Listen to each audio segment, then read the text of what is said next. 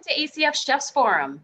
Now, more than ever, it's important for culinarians to connect, to share, and to offer inspiration and mentorship, which is exactly why we're excited to have experts here with information just for you, the leaders and future leaders of the food service industry. October is National Chocolate Month, and for this presentation, we have decided to take you all on a virtual trip to the Green Mountain State. Let's set the scene for you.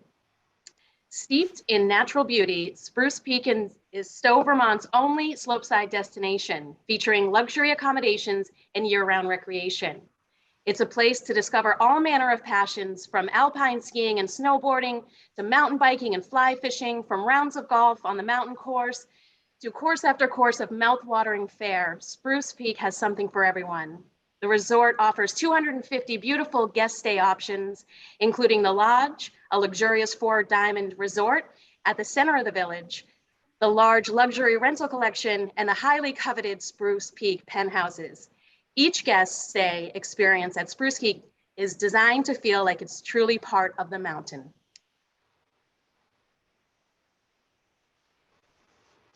Good morning.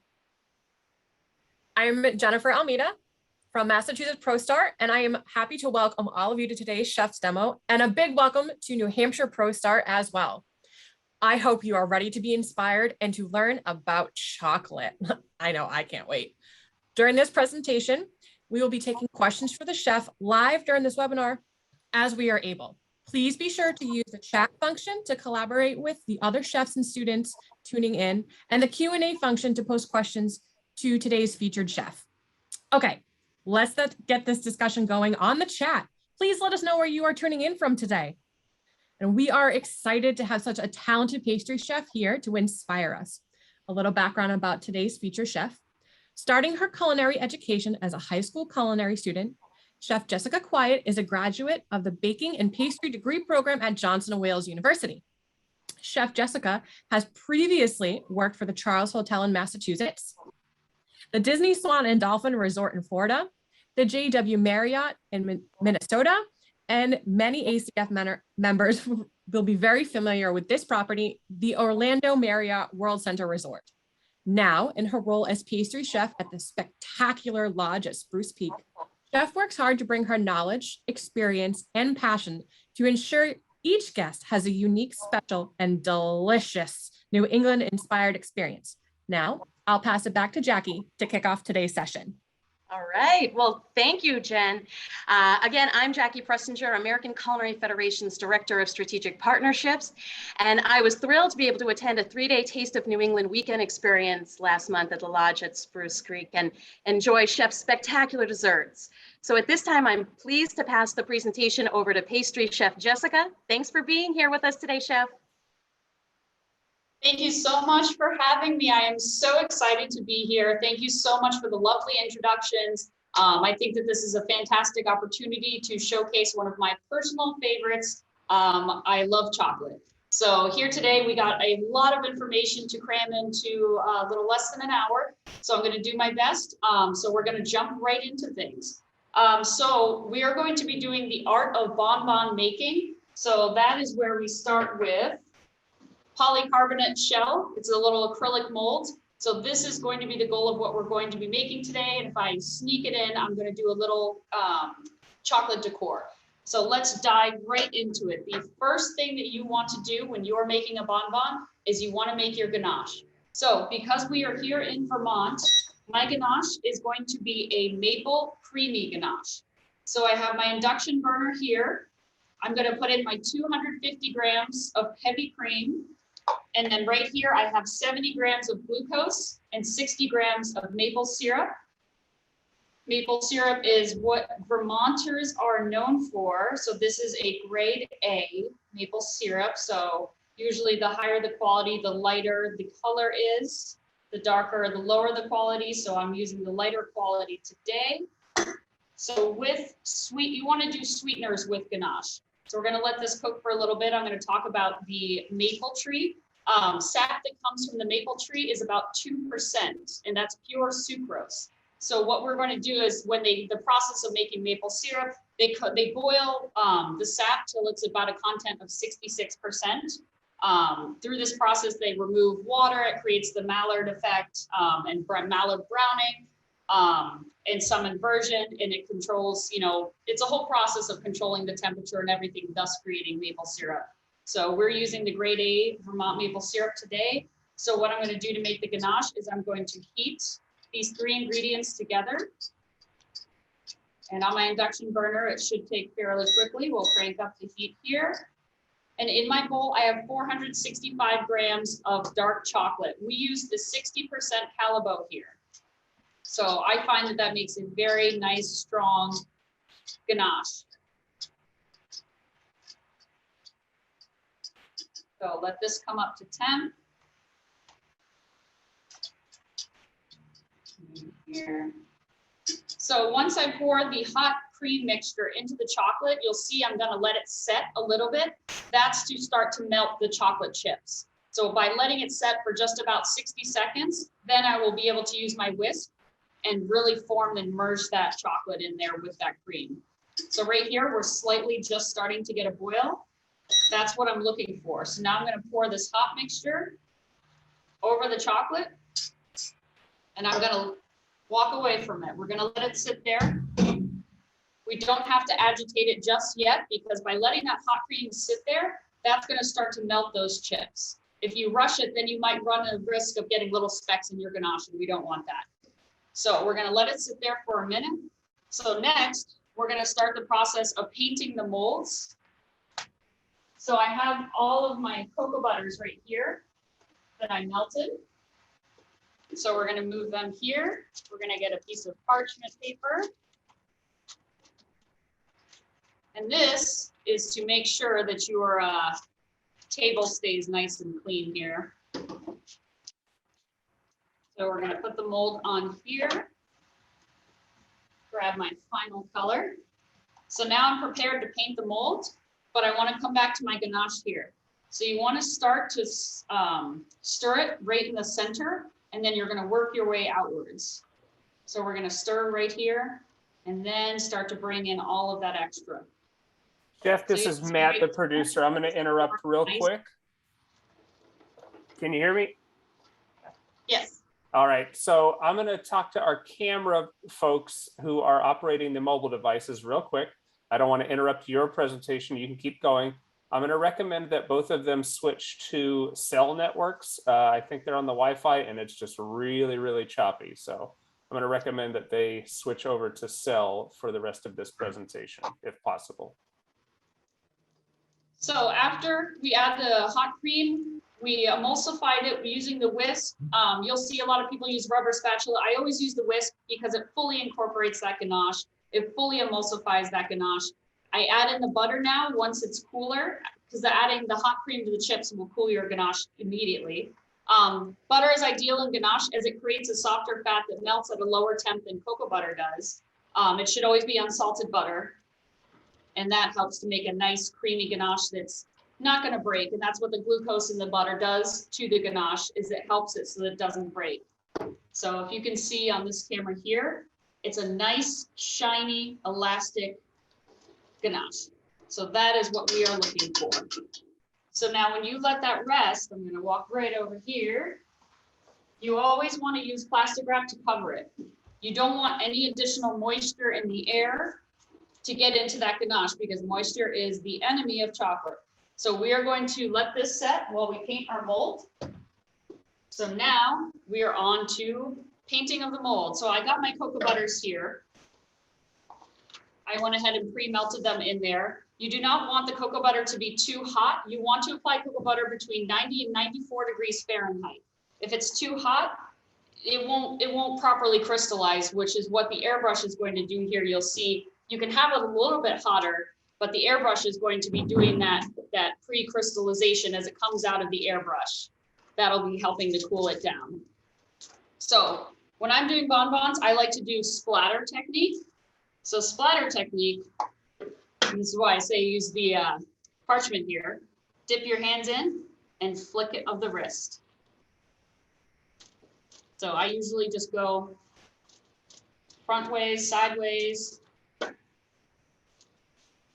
What that does is that creates a cool little speckle that you can see. So that's part one. So then part two is where I go in with the airbrush. And once you paint the mold, ideally you want it to set for 15 minutes to allow that cocoa butter to fully crystallize. So we're gonna go right in and jump into the airbrush. So again, I made sure to pre-melt my cocoa butter here. So this is what I'm gonna be spraying it with. This is the, it's kind of like an autumn fall color I was going for the maple creamy chocolate bonbon. So I'm just gonna plug it in right here. I have my airbrush ready to go. So when working with an airbrush, if it's chilly in your room, you run the risk of cocoa butter sets up very, very quickly. So my best friend is the torch. So I give it a quick little torch on the end there, and that allows any cocoa butter that if the gun is cold, if you have a warming box, you know, wherever you're working, you have a warming box somewhere that you can keep it hot, that will be ideal for this. So we're just going ahead and we're going to spray front to back. So I'm going to start with this half of the mold. And see how I'm kind of spinning the airbrush in circles? That's to allow an even flow. So if you were to just not move the airbrush and spray in the same spot, you know, it's gonna look tacky, it's not gonna look clean, it's not gonna look soft. So by spinning the airbrush and doing little rotations, it allows the color to be nice and even. So this is one half of the mold. So now we're gonna flip it to the other half.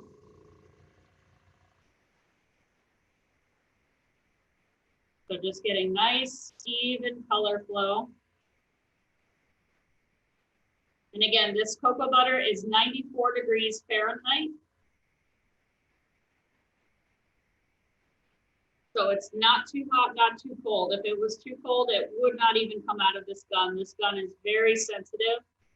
So by being 94, by the time it comes out of this gun, it's going to be between 88 and 90, which is the ideal tempering zone for dark chocolate and cocoa butter.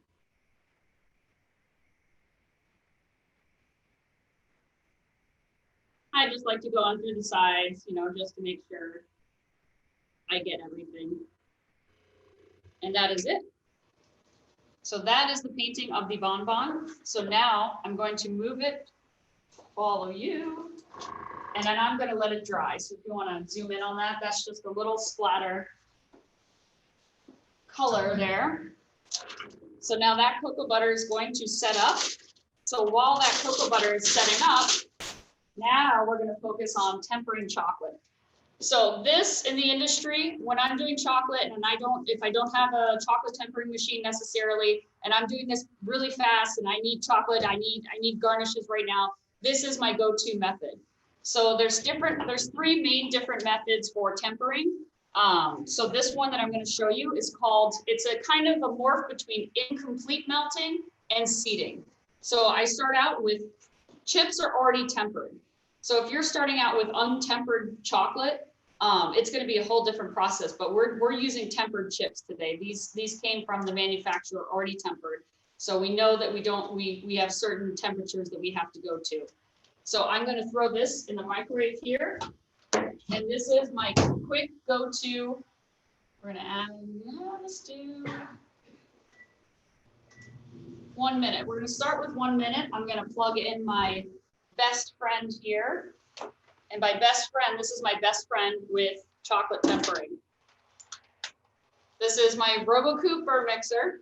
So when you're doing the seeding method or the incomplete melting method, this is really going to help you to be able to temper chocolate super fast, and it's way, way cleaner.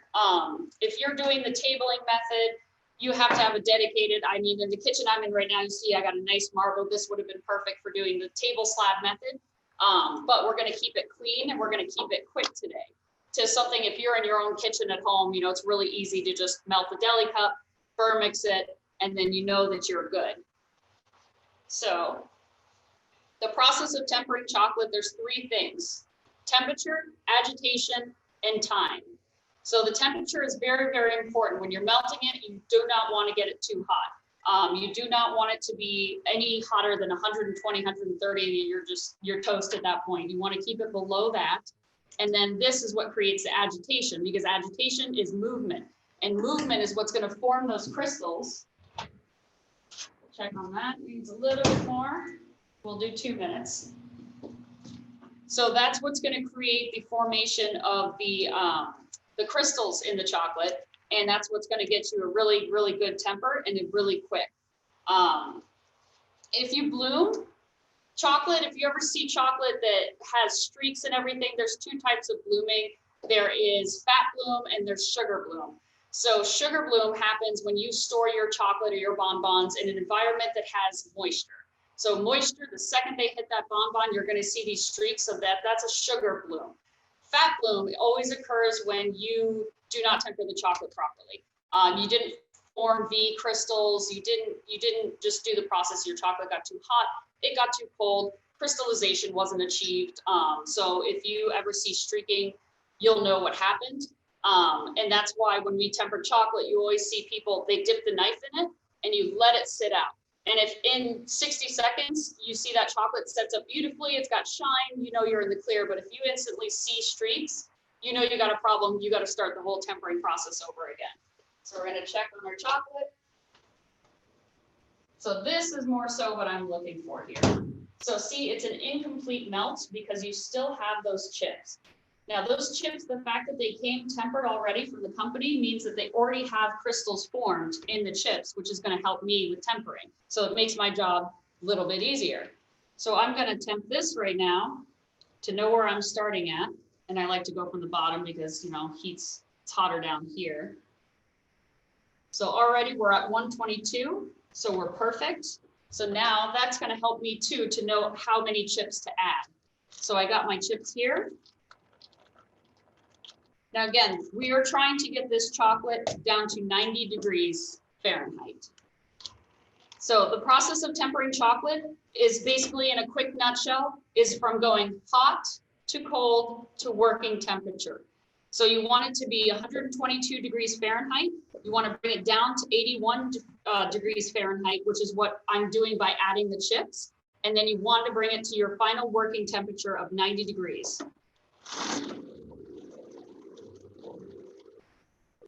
So we're just going to incorporate this.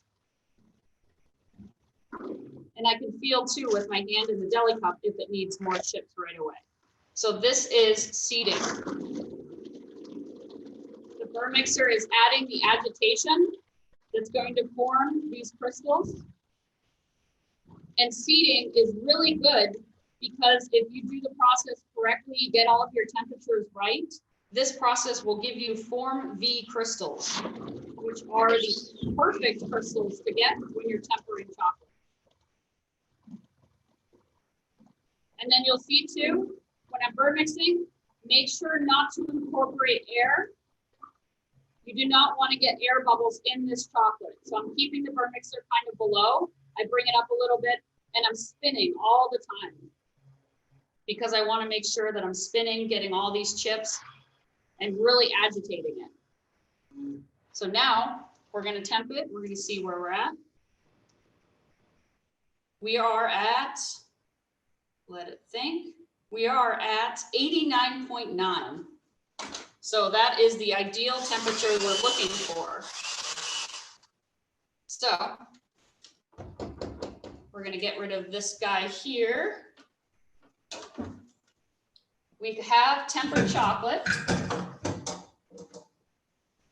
So right here too, if you see,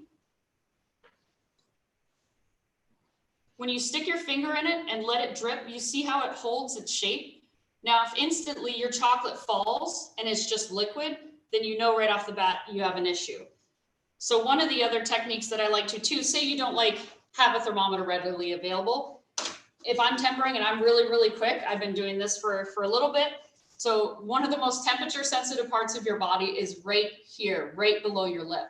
So if you take the chocolate and you hold it just like that, your body temperature is about 98 degrees. So if it feels slightly cooler than your lips here, you know it's tempered. Now, if it feels kind of warm or a little bit hot, then you know you got to start retempering. So this feels slightly cooler. It has passed my finger test here because it's doing ribbons. So it's almost like ribbon stage in chocolates. So I know that I'm safe to cast my shell. We are going to go back and get the beautiful shell here. So when you spray, it's going to be all messy here. That's why it's very important to have this handy. This is my best friend with chocolate making. This is a scraper. It is a water scraper, so it is the perfect level. Bench scrapers don't really, they kind of have a curve on the end, so I really prefer this because it's all even. So I'm gonna scrape off all of this excess cocoa butter here. We're gonna put it right into this towel, and then we're gonna go the other way.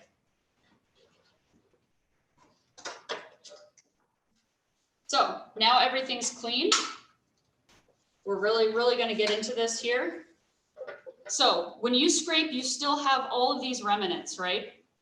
We're gonna go through and just quickly wipe off that excess cocoa butter, because when you're capping the shells, you don't wanna pour the chocolate, and then when you go to scrape it, which you'll see in a little bit, you don't want to pull this cocoa butter color with there. So the bonbon should have a clean bottom. If you didn't wipe and clean these, then you would see little cocoa butter streaks of the yellow and the red that we did, and you don't really want to see that. So we just do a quick little rub to get off the cocoa butter, which it comes off nice and easy. Little pain, but it's worth it in the end to get that perfect bonbon shell, which is what we're going for. And you always want to make sure that you keep a super clean mold.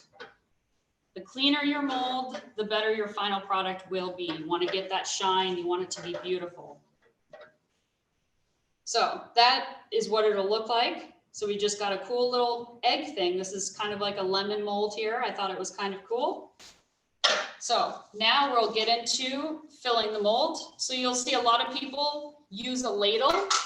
You don't want to use a piping bag to fill it because the heat of your hand is going to affect the temper of the chocolate. So we're going to go ahead. I have my deli cup here, and I have the advantage to squeeze it and kind of give a little pouring spout. So just going to fill it up about 3/4, because you see with that ribbon, by the time I tap it down, it's going to fill up the bonbon completely. And I don't want to put too much chocolate on there.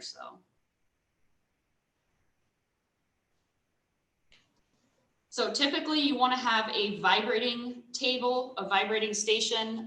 Usually it's an attachment on a chocolate machine, but we have our 2 hands here, so it's going to get a little noisy, but this is to take care of all the air bubbles.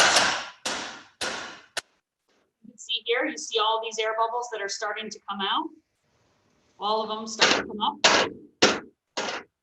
And then we're going to do, grabbing it with the wrist, flip it, using your scraper, lightly tap.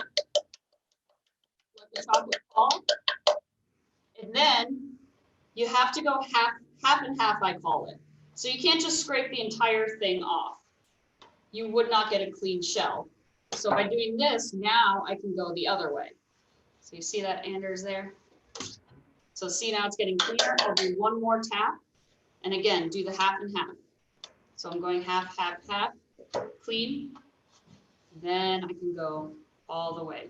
So you see, it's a beautiful thin shell. You got nice shine. Now we're going to walk it over, because you want to flip it upside down onto the parchment table and let it dry and do its thing. So now we'll clean up a little chocolate here. Always have a little microwave safe container here. Makes it easy for cleanup. And then we'll clean our spatula here. Always work with clean equipment. You don't want any excess chocolate hanging out. So while that is resting, we're going to check our ganache. So right here, now remember that the filling has to be, you don't want it to be too hot. So it's got to be between 68 and 77. So this guy is 89. So typically this takes about 15 to 20 minutes to cool at room temperature. You never want to put it in the cooler. You want to form those crystals just out in room temperature. So because we have the magic of TV, I already made my filling earlier today. So here we have it. This ganache is perfect, ready to go, nice and creamy. So we're going to go ahead and fill that up. And you don't want to go too much in your bag because, again, the heat of your hands, you don't want it to melt up too much. So I just got a little bit halfway. So we're going to move this back. Okay, we will check again on our bonbons here. And again, it's going to take a few minutes, which is perfect for me because then that means I can sneak in a little bit of deco. Does anyone have any questions for me before we start some deco? Yes, we have lots of questions coming in. Thank you so much, Chef. Everything looks fabulous so far. I think a lot of those who are tuning in are intrigued with your use of the microwave. And so there's some questions surrounding, are you using that on full power, and to what viscosity do you get the chocolate to? Yes, so it is on full power. The kitchen that I use in my microwave is kind of half power. We use like 50-50. I'm in the penthouse suite here at the lodge, so this is a kind of a show kitchen. So this guy right here is really powerful. So what would normally take me a little bit of time took a lot less time. But you again, it's not going to be the method I'm doing is seeding and partial melting. So you do not want it to be fully melted. You know, you're not looking for it to be super hot. Basically what you'll see is the bottom starts to melt, but then you'll still see those chips at the top. So you're not looking to get it too liquid, too runny, or too thick. Kind of it's that porridge in between thing. Wonderful. And everyone seems to be intrigued with your sprayer as well. So I don't know if you have any other information that you might wish to share. People are wondering about the compressor, and I think they're looking to add this to their kitchen. So any advice that you could give on that would be great. So Anders has got the close up here. This is my bad boy air compressor. I actually got it on Amazon for $96. And I've had it with me for probably 2 or 3 years now, and it has not failed me. It comes with all of these, you can see, I mean, this is the one airbrush too, but it has a finer one. So if you're doing fine detailed work on cakes, it also does airbrush. It also does cocoa butter. It does everything. And it came with like 3 different guns. So this was probably the best investment that I've made. I just bought a new gun recently, just because through wear and tear and everything, it gets clogged and pieces break, but it was $15 to buy a new gun. So I highly recommend it because if you're doing fine detail cake work, chocolate bonbons, chocolate showpieces, I mean, it's a really cool thing to be able to have in your kitchen, and it's not that expensive. So I love my airbrush. It looks like everyone tuning in does as well. And then another question that came in was, is there a difference between a bonbon and a truffle? Yes, bonbon is molded. Truffle is balls. So truffles, there's hand rolled. Truffles is where you make a ganache, and then you can either hand roll it and make little balls and then dip your hand in tempered chocolate, put some in your palm, roll, or there's a technique where you can get a glazing rack and do the spiking method with a fork. But bonbons are the specific acrylic molds that you see here that we're working with. Anything that is molded and casted justifies itself as a bonbon. And then a truffle is just think of the ball, those little shells that you can make, the little ball things with a hole, and you pipe the filling in and seal it. That is the main difference between those two. Excellent. Thank you so much. And then I'll just ask one more question while I have you right here. And that was, what did you use to color the cocoa butter? I think someone might have wanted to take some notes on that. So these, you can buy these. So Albert Ooster, I highly recommend all chef rubber products. This one is ideal, but I typically use Chef Rubber. You can see it's been with me for quite a bit. It's my warrior. It's a little beat up. But Chef Rubber makes all the pre-colored cocoa butters. So every color of the rainbow, you can just bring in and you melt it in the microwave and you pour it right in your airbrush. You don't have to worry about mixing colors and doing everything. You can't just melt cocoa butter though and add like a gel color, because then the whole thing would separate and it turns into these little crazy specks. Kind of wild, but I just recommend these aren't too expensive. Just buying the cocoa butters pre-made, because they're perfect. You just melt and go. So that's what I use. I use Chef Rubber cocoa butters. Great, perfect, thank you. Our bonbons are ready to fill. So the shells have set up for the most part, so you're gonna have to clean them again now. Now you remember the half and half thing? So we're gonna go half, half. And again, that's if I were to just go, you're gonna destroy 1/2 of the shell. So you wanna go this way, and then you'll see we'll flip it. So now that's ready. Now we'll flip it and then go the other way. So see how much more excess stuff? You really gotta keep cleaning these guys. So, and it's still, you can start to see, it's got a nice, beautiful shine, just starting to set there. There's no streaking, so you know the temper was good. So I'm gonna go ahead and fill these. It doesn't have to be 100% hard, because the quicker that you work, the better it actually is. So I'm gonna go ahead, I have my filling. So in a real bonbon competition world, you have to fill the ganache 3 millimeters from the top. So 3 millimeters, it's about 1/8 of an inch. It's kind of wild. But that's so that when you bite into a bonbon, you don't have that thick chocolate shell.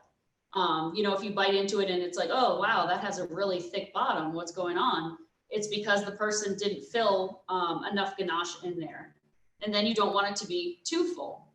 So you just want it to be that exact right height. So you can kind of see here, I'm just leaving just a teeny bit there. So we're gonna go fill. Just doing a quick little swoop here. My ganache is nice and cool, but not too cool to where I can do this quickly. Because once you do this, once you fill your bonbon, you want the ganache to crystallize at room temperature. My rule of thumb is 24 hours, because what the ganache is going to do overnight is it's going to retract.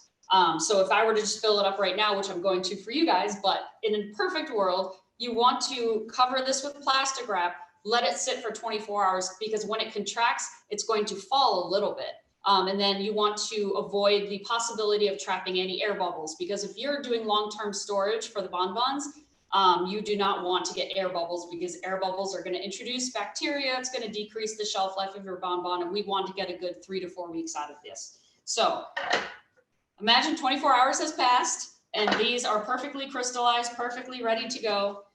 We are now going to do the capping of the bonbon. So again, I'm going to start with a clean scraper, and I like to use my little offset here. So if this were not fresh and you had let it set overnight, I would highly recommend using a heat gun. A heat gun is kind of like a hair dryer, but what you do is you lightly go over here, and you can see these little shells here have started to set up. So when I cap it, it only makes sense that you use a heat gun, which is less heat, you know, than using a torch, which, you know, I might use a little bit here, but it's going to make this moist so that when you put this chocolate on top, it's going to adhere to it perfectly. It's going to be a perfect bond. So these are so fresh that I don't have to use the torch. But again, if you let it rest, I would highly recommend just quick heat gun. Don't melt anything, but just a quick little zap, because then when I pour this chocolate on here, it's just going to just marry perfectly with it. So I like to pour just a little squiggle over each one.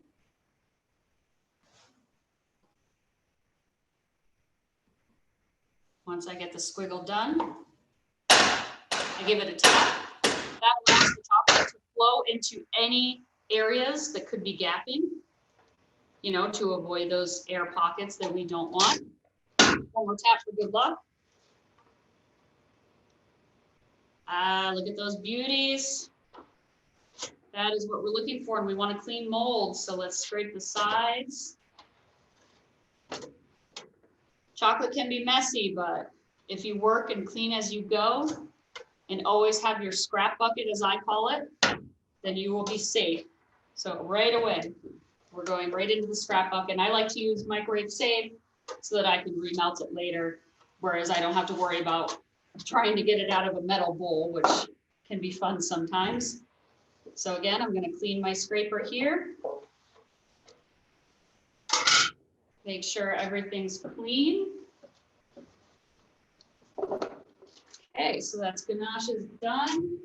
And then again, this is what we're looking for. This is a beautiful seal. There's no ganache poking through. It's nice and shiny. It's flat. There's no air bubbles. This is a good seal. So now, what you want to do in a real perfect world, let this sit at room temperature for 15 minutes. What the 15 minutes is going to do is it's going to get you Form V crystals. Those will not form if you just chuck this right into the freezer and that. And what that's going to do is that's going to extend your shelf life. That's going to give you a beautiful shine, a beautiful snap when you bite into the chocolate bonbon. If you just quickly, throw it in the cooler or that, you won't properly form those crystals. So magic of TV, what are we going to do? What did I just say not to do? Let's throw it in the freezer just so you guys can see what we just made.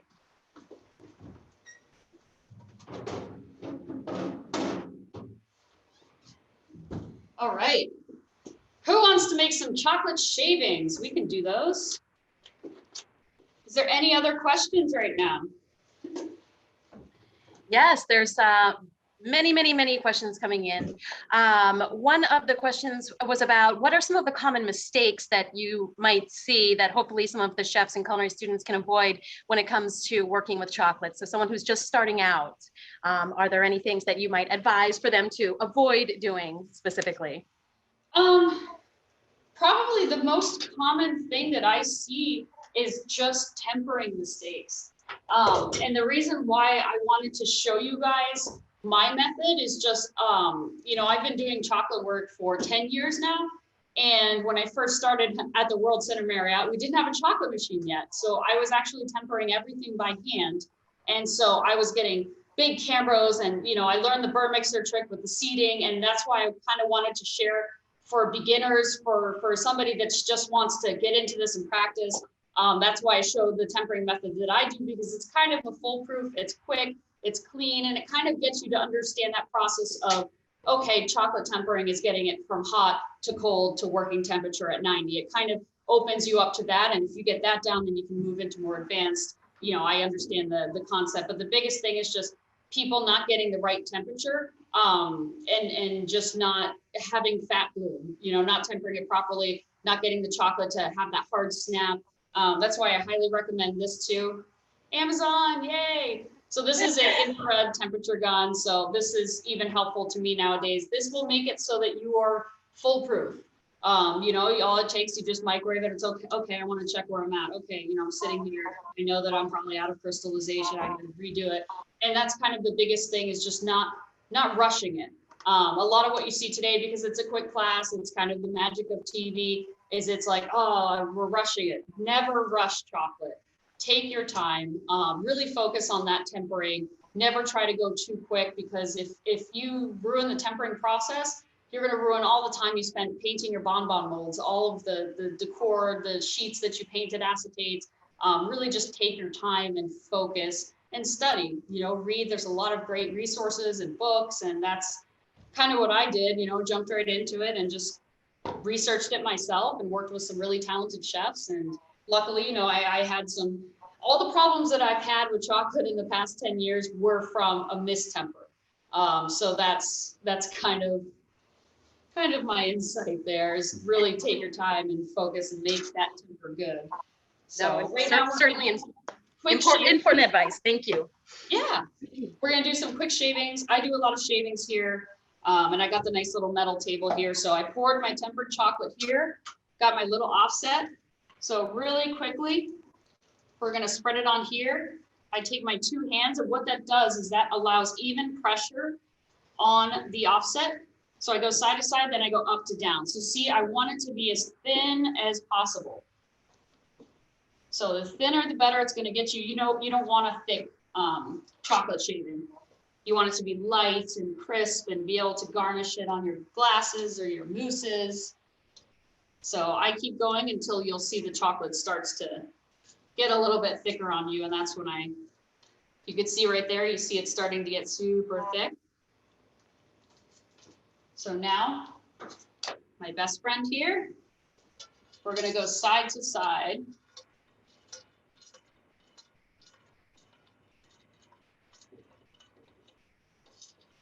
And then the other side. Keeping it about 2 inches apart, kind of like almost weird little squares or so. And then you want to give it a minute to set up. You'll be able to see, because you can see some spots still look a little wet. It's nice and, let's say it's a nice temperature in here. It's definitely not cold, it's a little warm. But there's spots that are starting to set up here, you can see. And then you can always touch it too if you're like, I don't know if it's set. See, all of this doesn't leave anything on your hand, it's set. But parts like this over here, and this could be too, I had the induction burner here, so this probably won't do so hot. But over here, you can start to see it's forming a beautiful, beautiful shaving. So I go in about 3 inches and I just go up.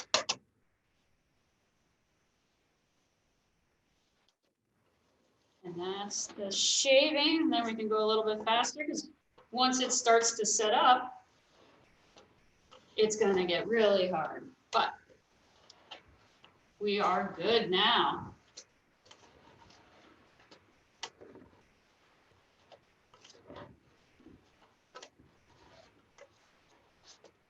And that's another good, quick beginner thing for chocolate tempering. Whenever I train my guys on chocolate, I kind of always have them start with shavings because it sounds so simple. But it's one of those things that really, really, really makes you focus on your temper. Oh, it's shavings, you know, it's easy, but if their temper wasn't absolutely perfect, they were like, you know, chef, why is it sticking to the table? Chef, why doesn't it, you know, release? Why isn't it flaking? Why does it look dull and ugly? It's because of the temper. So see, we got a nice shine. They're thin, they're flaky. That's exactly what we're looking for. So me, I just get my sheet pan. I throw them right on here.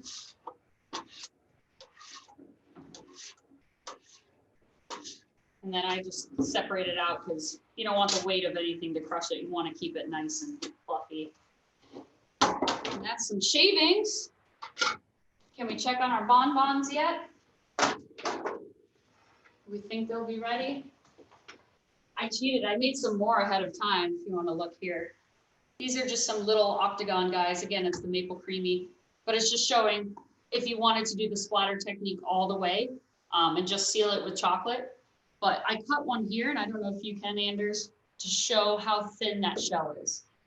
Look at the thinness of the shell all the way around, and on the bottom, you want them to be even. So that's the importance of when you fill the bonbon. You do not want to fill it too much, and you do not want to fill it too little, because that bottom layer here, if that's super thick, when the guest bites into it, it's just going to be a giant chunk of chocolate, and you're going to go, oh, what's going on in there, you know?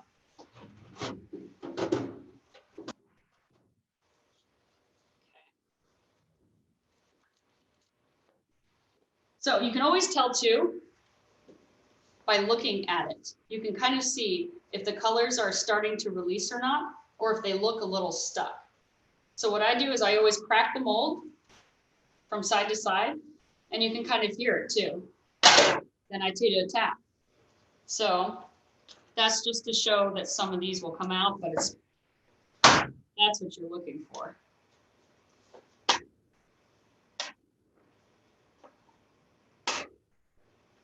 And we'll leave those be there. So this is our little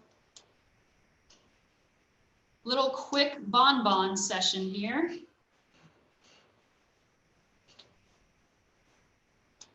So again, you got that nice little shine there. Nice little shine of the cocoa butter there. And again, this is just a quick bonbon thing. You know, you guys remember the whole, you know, proper time setting, letting the crystallization form and all of these important things that just keep in mind that this is a quick rushed thing. Whereas the chocolate, you know, really needs 24 hours to rest. So that's that. Got that one. So we'll throw these on a plate. Well, those look amazing, and Chef, everyone in the chat is going wild. So I know that we all wish we were there to have a little tasting. I wish you could eat some of these. They're really good. Let's cut into one, right? Exactly. And I'm sure that we have some chefs or aspiring chefs, culinary students that are tuning in today that are now dreaming of the opportunity to work with you and work at the resort.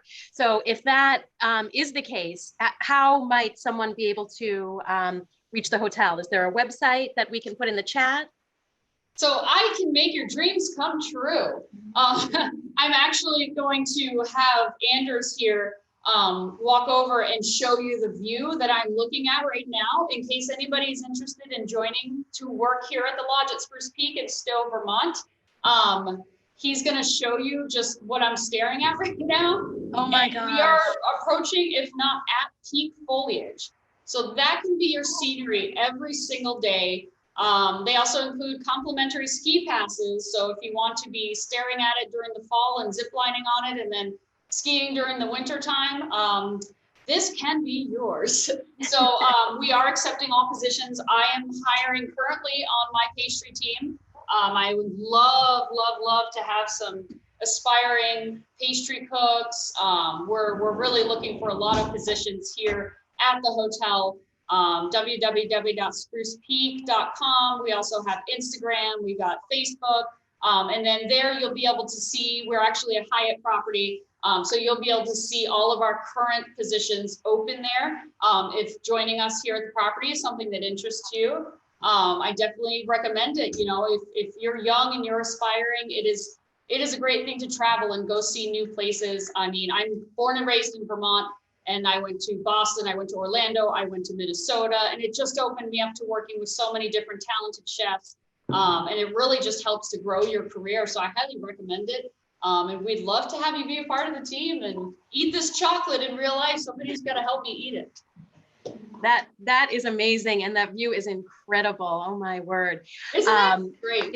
It really is. So as I said, I know we have a lot of aspiring pastry chefs and chefs tuning in today as well, especially from Massachusetts ProStart and New Hampshire ProStart. So what would be your advice to the young chefs who are now entering the industry? Is there any key advice or takeaways that they should be thinking about as they enter the industry?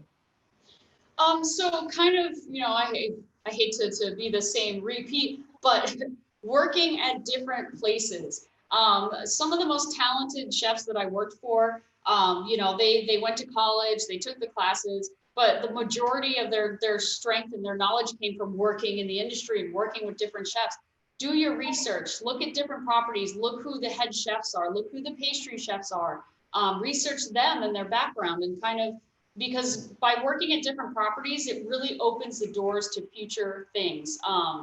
You know, the World Center opened me up to chocolate, which I never ever thought of in college that I would be into chocolate. And then I became the chocolatier there doing 10,000 garnishes a day. And I'm like, what happened? And then, you know, it's a hidden passion. You know, so look at properties that really offer a lot, that offer programs like at the lodge here. You know, the first question when you're applying to a place is, what percentage scratch are you?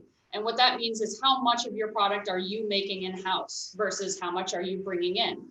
And that can kind of make or break what you learn, because if you're working at a property that's 50% scratch, that means that you're going to be opening up boxes. You know, and there's no fun in that. And I wouldn't want somebody young in the industry going to a place where they open boxes. So what's your scratch? What are you making in-house? Do you have a bread program? Do you do wedding cakes? Do you do chocolate? What are the programs you offer to really, you know, nourish yourself and really grow your career and expand and find a hidden passion? You know, I've had so many people that go in this industry and then realize I love bread, you know, and then go on to be a successful bread maker. And you know, it's wild, like me with chocolate, you know, I never would have thought. And now I'm passionate. I love chocolate. I'm doing the big showpieces. You know, it's just a blast, but definitely doing your research for properties, you know, and figuring out just what they offer, what they're able to offer.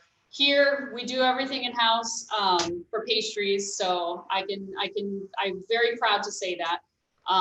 You know, it's a lot of hard work, but you love what you do and you're committed and you're passionate, then, you know, that's a dream come true. So yeah, that's what I would say. Great. And just to assure everyone, I know we're seeing in the chat, everyone's wondering, yes, you will receive a copy of this presentation, so you can watch it again, you can share with your friends. And another question that had come in prior to the webinar starting from someone who couldn't make it live was, Chef, if you might be able to share how you get your inspiration. So when you're writing new menus or have special events, what inspires you? What do you look to? So in Vermont, we're very in the farm to table realm.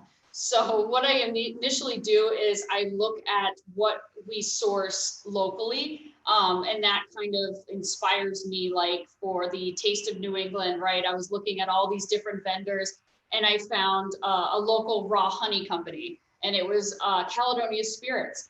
And my mind went crazy because all of a sudden that was the base of my dessert. It was smoked raw honey, and it was just incredible, like the taste. And then I'm like, my wheels just start going. And so what I do is, to get my inspiration, is I find one thing. I just find one cool thing, and then I just build, and I go crazy from there. Okay, what goes good with honey? Okay, you know, smoked pistachio, that goes good. And then I build from there. Oh, let me do some chocolate caviar, and then this, and I just think of different wild techniques. A lot of it is research. I mean, Instagram, there's so many talented chefs that just post these gorgeous things, and you know, you're scrolling and it's like, I want to do that. And then just beginning the research. I buy a lot of books. Even being in this industry 15 years, I still look at all the top chefs. I buy the books, I buy the recipe books, and I just gets me inspired. And like I say, social media is a big thing too, because there's so many talented people doing so many incredible things that it's wild. And it kind of lights that fire in you of, well, they're doing that, I want to do that, but I want to do this on top of that. And then you know, not necessarily, like I say, it's not copying, it's inspiration in the sense that don't do what they're doing, but build and let the wheels flow for you of how can you build on that? How can you take that to the next level and make it your own? Because the biggest success that I could say of being a pastry chef is finding your own, creating your voice, creating your personality, creating your brand, because it is you. You do not want to be like everybody else. That's just going to set you with everybody else. You want to set yourself and make yourself unique and stand out above everybody else. So don't try to be like everybody else, but find what your voice is. Find what makes you. Like me with BonBons, I love splatter. You know, I love just painting, and you know, if you see my plates, I just go crazy because I like artistic stuff. You know, it's very artistic what we do, and you know, I like to let my voice speak through my work. So yeah, absolutely amazing, and very, very important advice for all the young chefs who are tuning in today. And again, just to underscore, we know that you started off as a young chef and a competitor as well. Vermont state champion for commercial baking, right? For Skills USA, Skills USA. And so, so for those of you who are tuning in who are in high school, you might look at Chef's position right now, and you know, but there was you know, obviously a journey for her to get to the position that she's in today. Any final words before we conclude the webinar? Thank you so much for having me. I mean, this was a blast. I really looked forward to this. I really am happy that I got to share and hopefully inspire just one person. I mean, hopefully a lot more, but you know, hopefully inspired somebody that, you know, where there's a will, there's a way, and that's always my motto. So thank you so much, Jackie. Thank you to New Hampshire ProStar. Thank you to the ACF. Thank you so much for giving me the opportunity to share my passion and share my chocolate love. So thank you so much. And thank you to everybody who's watching. Well, thank you. And I'm sure that we'll be reaching out again soon with an invitation. Hopefully we can see you in person at one of the upcoming I'm here. You know where to find ACF me. events. Wonderful. Well, a huge virtual round of applause as we thank Chef Jessica. We very much appreciate you taking the time to share your skills and enthusiasm for pastry with the community of culinary professionals and culinary students tuning in today. We know how busy you are, so it's very appreciated.